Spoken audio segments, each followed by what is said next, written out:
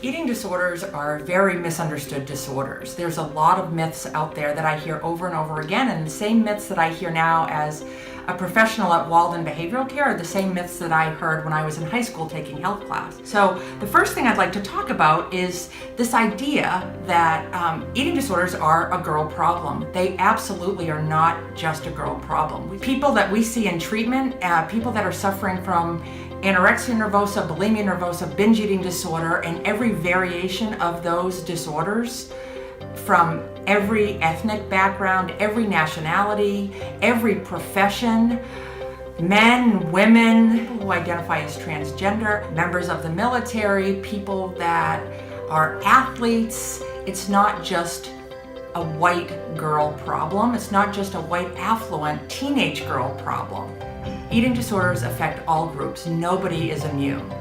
Another myth is that eating disorders are caused by one thing. They absolutely are not.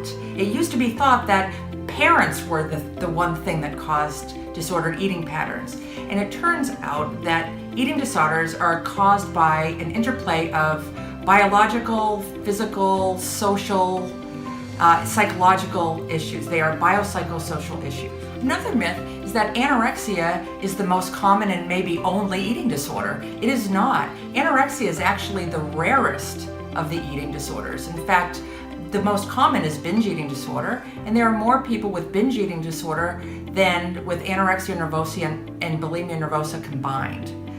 There are other types too, and even types that do not involve having a negative body image. One is called ARFID, Avoidant Restrictive Food Intake Disorder, which has nothing to do with body image. There's another common category of eating disorders called OSFED, Other Specified Feeding and Eating Disorder, and that is a term where someone doesn't meet the criteria of any one eating disorder, and most people fit into that category. So eating disorders do not begin and end with anorexia, though it is the most publicized and the one we hear about the most. The next myth I want to talk about is this idea that if we stop talking about eating disorders, they will somehow go away.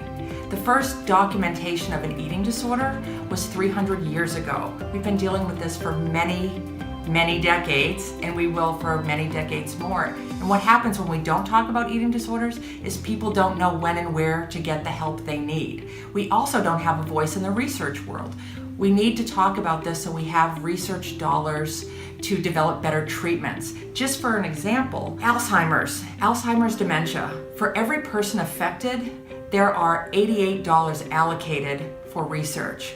For eating disorders, that number is 93 cents per affected individual. We need to talk about this so we can move forward with developing evidence-based treatments and having more research to help people struggling with any of the eating disorders. You're likely to hear many more myths about eating disorders. We're happy to help you get the right information and information you need. Please find us online or call us.